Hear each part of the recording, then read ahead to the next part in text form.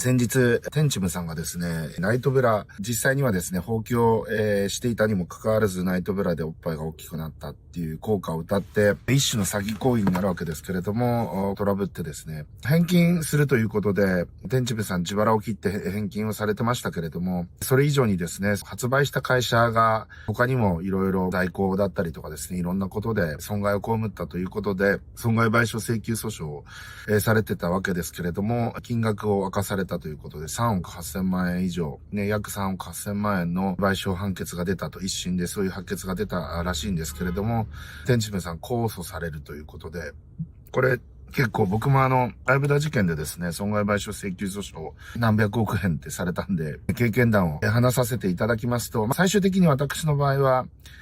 すべての株主、そして会社側ですね。要は私と会社で和解をして、私の資産の 99% 以上を会社に支払って、残りね、ロケットの会社とかですね、そういう会社と一部の現金、こういったものを除いて、会社にいくら払ったんだっけな、200億円ぐらい払ったんですかね。ぐらい払ってですね、和解をしたわけですけれども、そして会社が株主と和解をしたということで、最終的にもうすべての訴訟終わって、支払いも全部終わってるんですけれども、本当に割と最近まで分割して払ってたりとかしたんですけれども、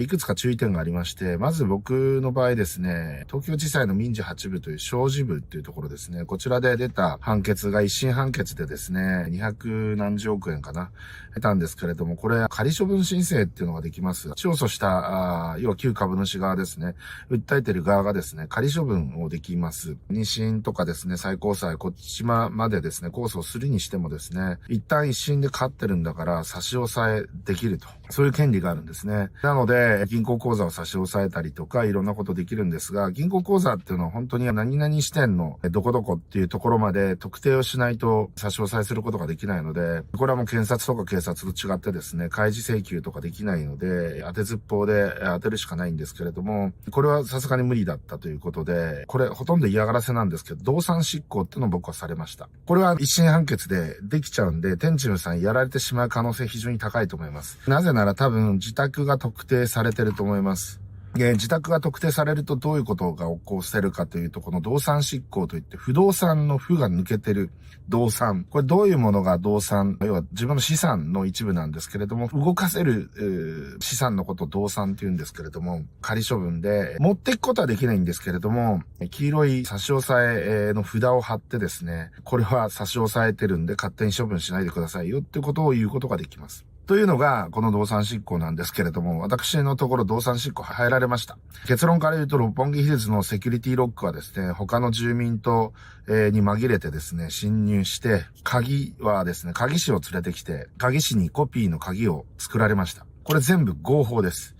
裁判所の執行命令申請して認められればですね、裁判所の執行官というね、官僚と一緒に被告側のですね、動産を差し押さえすることができると。で、合鍵を作っても OK なんですね。勝手に侵入しても OK なんです。恐ろしいです。部屋に帰ったら、見知らぬ男たちが何人かいました。お昼ご飯食べに蕎麦食いに行ったんですけど、で帰ってきたら、見知らぬ男たちが土足でうちの家にですね、入り込んでいって、なんだこいつらみたいな感じでした。僕そんなことできるって知らなかったと、お前らなんで勝手に入ってんだとかって言ったんですけど、弁護士とか執行官がそういったことを説明して執行令状みたいなの見せられて、はいはい、これですよって言われて、結論として何に札を貼られたかというと、大型の液晶テレビ、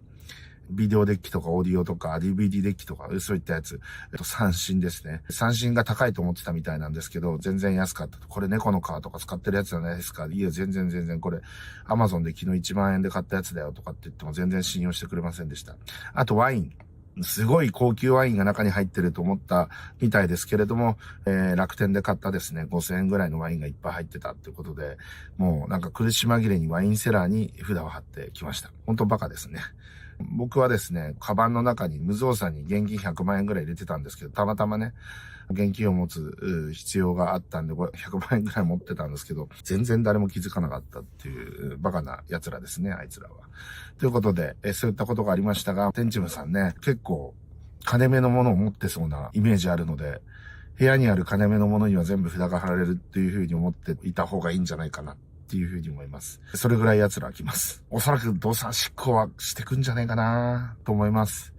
少しでもですね、金目のものをですね、差し押さえておきたい。少しでも回収したいと。これも回収は、結局裁判でいくら勝訴しようがですね、回収できないと意味ないので、不法行為を行ってですね、得たこういった負債に関してはですね、自己破産多分できないと思うんですよね。だから、返し続けなければいけないはずです、多分。普通のこれ、致し方ないね。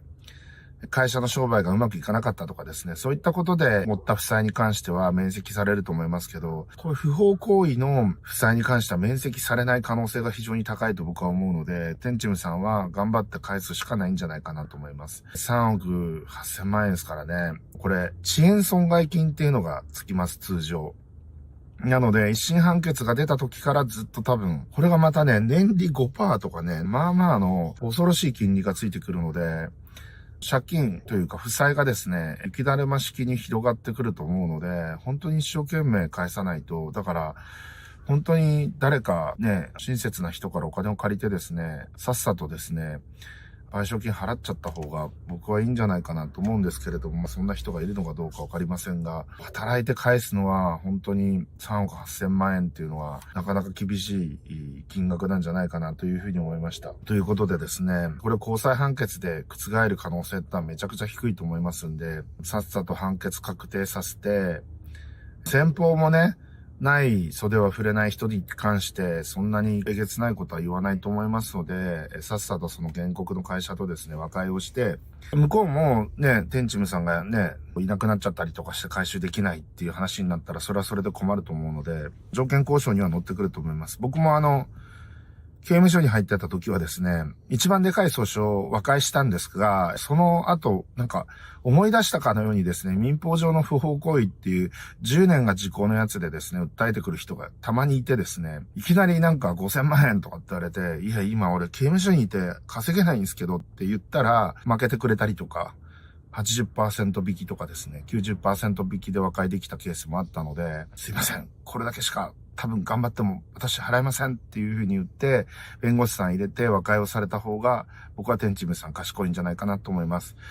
先方も満額3億8000万円耳を揃えて払えっていう風には言わないと思いますので、さっさと裁判和解してですね、頑張って5年10年で返済できる額で和解された方がいいんじゃないかなと思いました。すっきりしていいと思います。私もそうしましたので、最近まで払っておりましたが。ということで、今日はこの辺で終わりたいと思います。いってらっしゃい。